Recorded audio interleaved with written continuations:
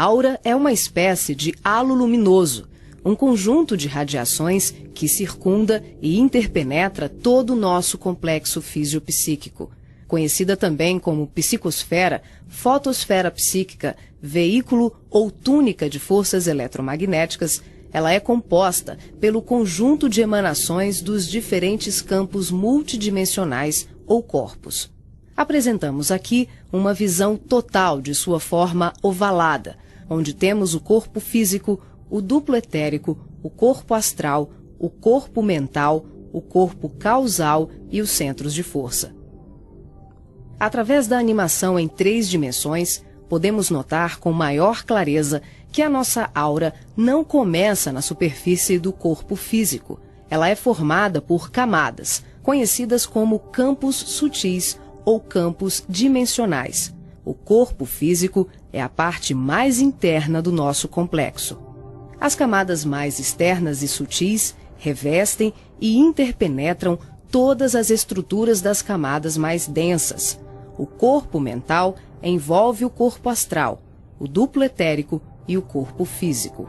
Na cor amarela, vemos a aura mental, de cor rosa, a aura astral, e na cor azul, o duplo etéreo.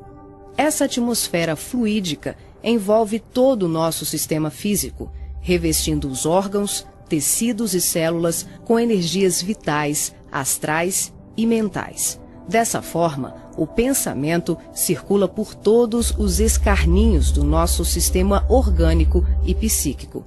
Na medida em que pensamos, automaticamente alteramos o nosso campo celular. Todos os estados de bem-estar ou de enfermidade são consequências dos conteúdos mentais e emocionais. Sua multiplicidade de cores, suas formas e alterações, quando analisadas e estudadas, podem indicar os estados de saúde e emocional do ser humano.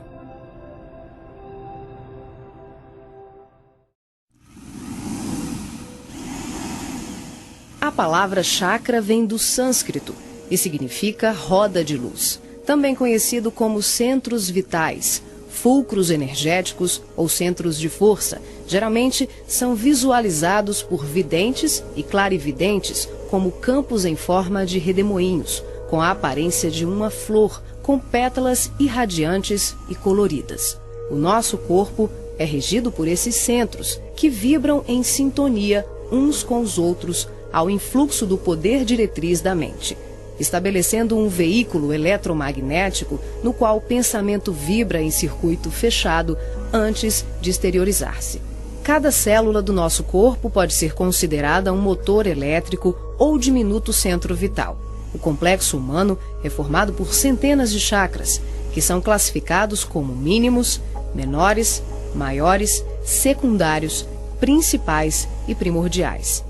Esses centros de força desempenham diversas funções, dentre elas a de reger as atividades fisiológicas dos órgãos a eles relacionados.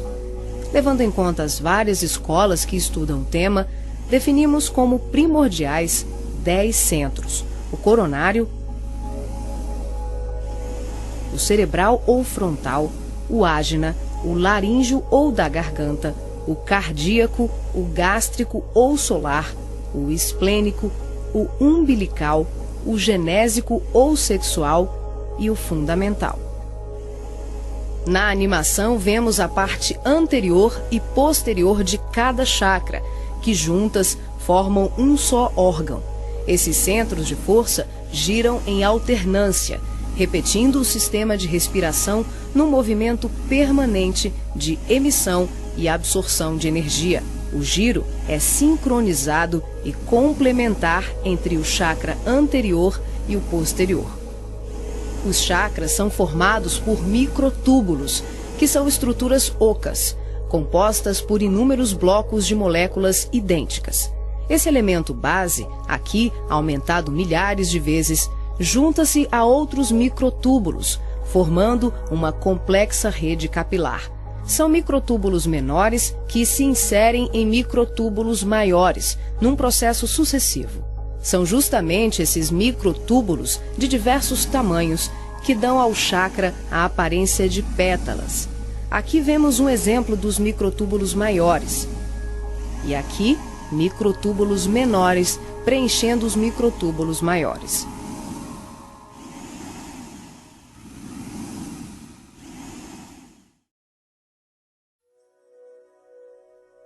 Assim como os chakras, a aura também é formada por microtúbulos, que podem ser vistos com maior precisão no duplo etérico.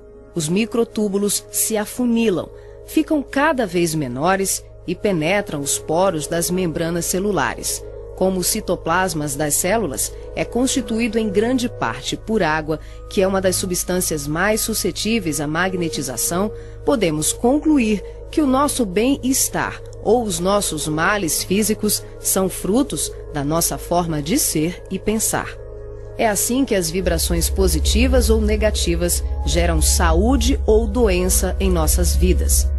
Tudo é resultado da direção e da qualidade que damos às nossas correntes mentais. Nessa animação, vemos através da aura e dos corpos. Os chakras estão ampliados e representados como lunetas se expandindo. Podemos observar o sincronismo das camadas mais externas com as mais internas. Temos os campos ligados ao corpo mental em amarelo, ao corpo astral em rosa e ao duplo etéreo em azul. Os centros de força das camadas superiores envolvem completamente os centros das camadas mais densas. Cada parte da luneta está contida na outra. Os microtúbulos maiores são preenchidos pelos menores.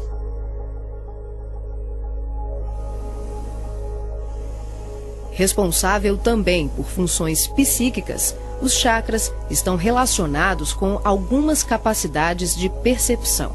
São núcleos importantíssimos em vários processos mediúnicos, formando uma rede complexa de assimilação, armazenamento e emissão de vibrações ou energias mentais ou sutis.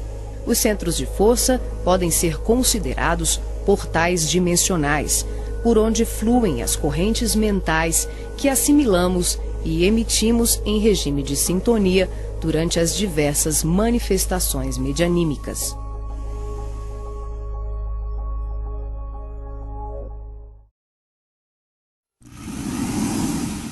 Vemos agora os chakras relacionados aos seus respectivos órgãos.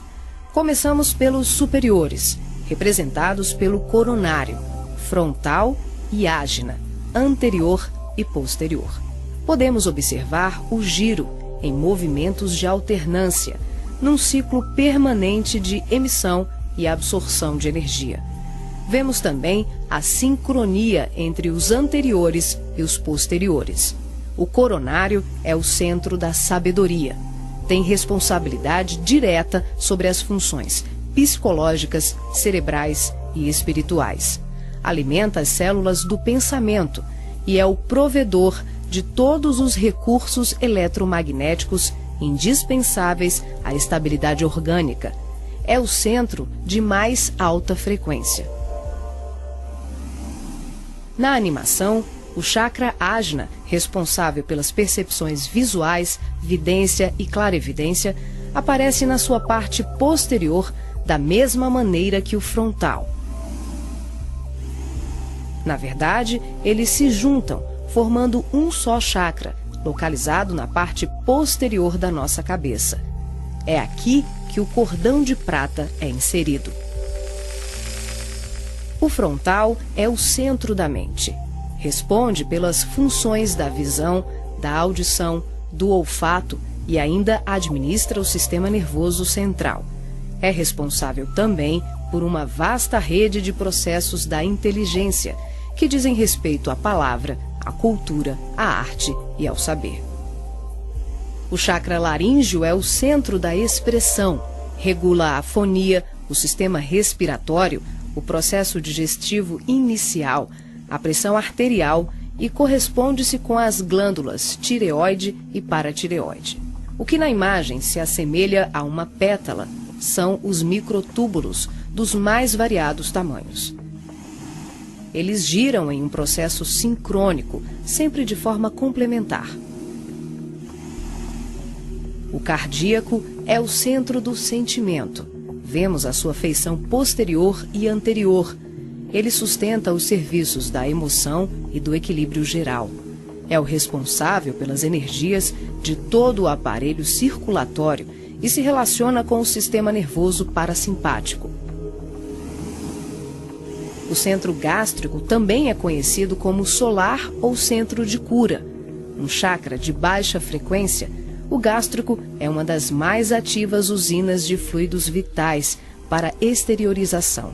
É responsável pelos processos digestivos e grande parte do metabolismo, atuando vigorosamente sobre o estômago e órgãos envolvidos na digestão.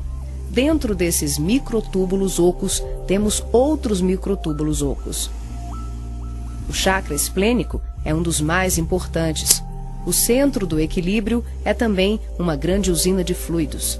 Ele regula a distribuição e a circulação adequada dos recursos vitais em nosso corpo. A feição de pétalas que vemos nessa animação é por conta dos microtúbulos maiores. O umbilical completa as funções do gástrico e do esplênico. Na sua parte posterior, ele é menor. Nós ampliamos para demonstrar de forma clara como esses chakras se interagem.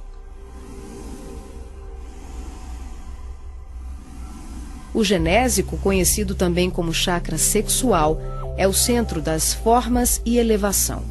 Exerce grande importância nos processos genésicos.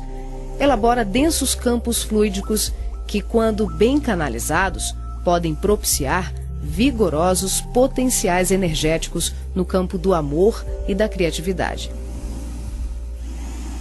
O chakra fundamental trabalha como se fosse o posterior do coronário.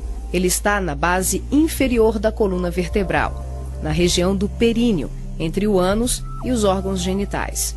Forma, junto com o genésico e o básico, uma tríade, tão importante como o coronário, o frontal e o ágina. Integrado ao genésico, esse centro trabalha principalmente na captação de energias vindas da Terra, oriundas dos raios gama, da água e dos metais.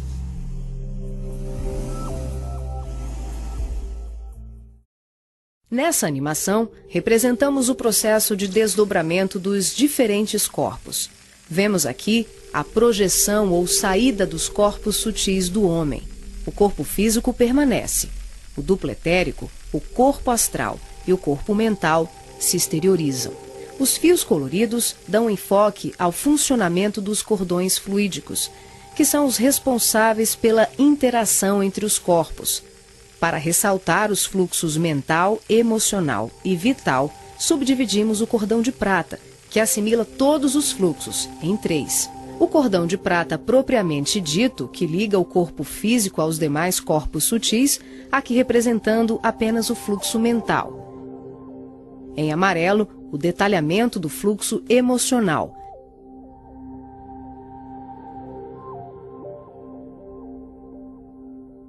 E na cor rosa, o fluxo vital. Esses cordões são semelhantes ao cordão umbilical, porém, a densidade deles é muito mais sutil. São, por assim dizer, vaporosos, uma espécie de laços aeriforme, luminescentes, e varia de acordo com a dimensão da região espiritual onde o ser se encontra. Quando ocorre esse tipo de desdobramento em que o duplo etérico, o corpo astral e o corpo mental se deslocam juntos, o médium não consegue alcançar grandes distâncias, devido à densidade do corpo etérico, que, em síntese, são emanações neuropsíquicas do corpo físico. Dessa forma, o espírito fica nas imediações do organismo carnal, e sua saída ou projeção é geralmente por tempo limitado. Esse fenômeno é muito comum no sono e também em desdobramentos parciais durante os trabalhos mediúnicos.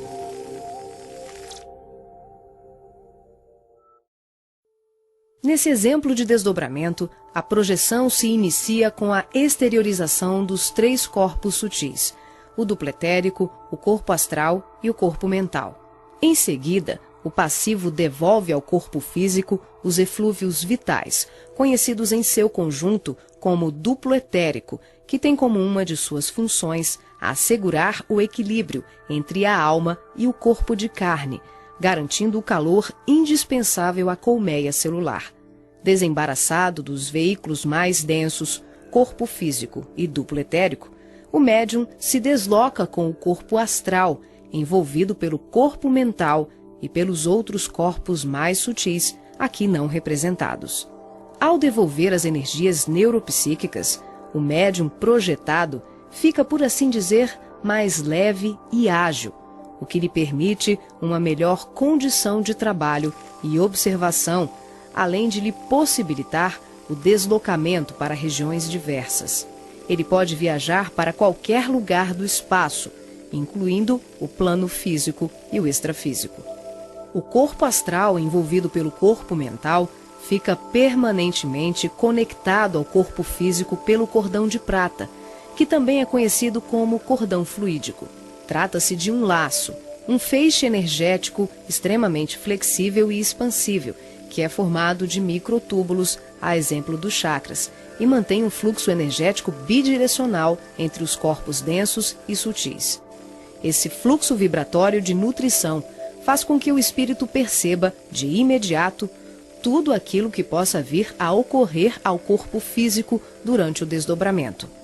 Na volta, podemos observar como ocorre a reentrada dos corpos mais sutis, na conjugação com o corpo físico e etérico. Aqui temos o desdobramento do corpo mental. Os 3 corpos saem. O médium devolve ao corpo o duplo etéreo e apenas o corpo mental se projeta. A animação demonstra que em qualquer tipo de desdobramento, os corpos permanecem conectados entre si através do cordão de prata e dos fluxos energéticos. Em relação ao corpo mental, ocorre muito mais um fluxo mento-emotivo que propriamente um cordão densificado, como mostra o vídeo. Esse tipo de projeção permite ao médium se deslocar para qualquer lugar do universo com uma percepção muito maior, visitando regiões astrais e mundos superiores que estão bem além das colônias de transição, geralmente descritas na literatura espírita. O corpo mental é o envoltório sutil da mente. Tem a forma ovalada ou ovoide, que define o formato da totalidade da nossa aura. O mental também é o responsável pela formação do corpo perispiritual ou corpo astral. É o corpo que permanece quando perdemos os demais corpos, por avanço evolutivo, por desequilíbrio profundo, como na ovoidização, ou em operações atinentes a certos renascimentos na crosta terrena. É por essa razão que os espíritos que perderam os corpos mais densos, corpo físico, duplo etérico e corpo astral, por monodeísmo, permanecendo envolvidos apenas pela túnica mental, são chamados de ovoides ou esféricos. Essa animação exemplifica como se dá a interação por expansão da consciência, sem que haja nenhuma dissociação dos corpos densos e sutis. As percepções dos mundos astral e mental, além das comunicações mediúnicas especiais, como a recepção de correntes de pensamentos, podem ser realizadas sem que haja o desdobramento de nenhum dos nossos corpos. Esse fenômeno se manifesta pela expansão simples e ampla da consciência. É um processo interior, de qualificação e sutilização do medianeiro, um acesse. O ser vê, ouve, percebe e interage com outros seres e diversos mundos, sem que ocorra uma saída, uma viagem, um deslocamento. O espírito pode estar em vários locais ao mesmo tempo e perceber, tomar conhecimento de tudo o que o cerca e tudo o que o envolve a grandes distâncias. É o todo em cada parte, é cada ponto contendo o todo. Nessa animação, visualizamos os espíritos revestidos apenas pela túnica ou corpo mental, após a perda do corpo astral ou perispiritual, quando tomamos a parte pelo todo. São denominados pelo espírito André Luiz de esferoides ou ovoides. tristes mentes humanas sem apetrechos de manifestação, verdadeiros fetos ou amebas mentais, que são utilizados por mentes criminosas e perversas em processos obsessivos, tecnicamente organizados, tanto em relação aos desencarnados como encarnados. Geralmente se apresentam em forma ovalada, da dimensão de um crânio humano de aspecto gelatinoso, com características amorfas e colorações que variam de um acinzentado escuro ao negro e ao avermelhado.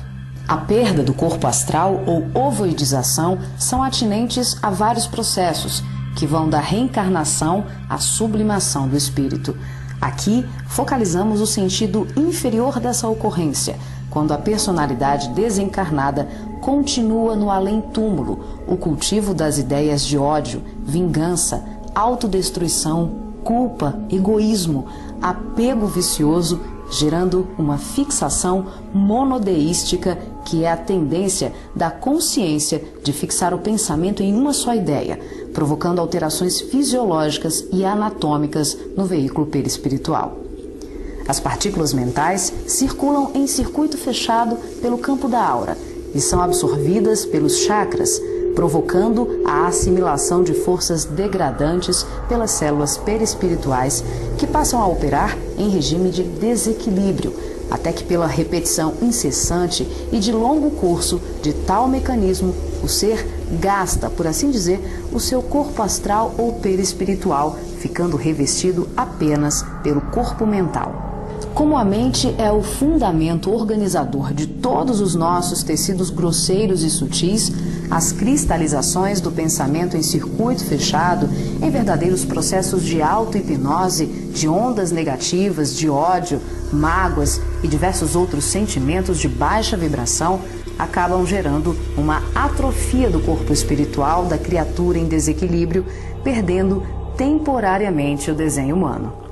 Os ovoides, quando são atraídos e localizados por mentes perversas no campo da aura de encarnados ou desencarnados, passam a viver em regimes simbióticos com suas vítimas, absorvendo-lhes as forças psíquicas em movimento automático de sucção, à semelhança de vários parasitas encontrados na natureza, levando à desorganização das estruturas psíquicas daqueles que lhes sofrem ação doentia.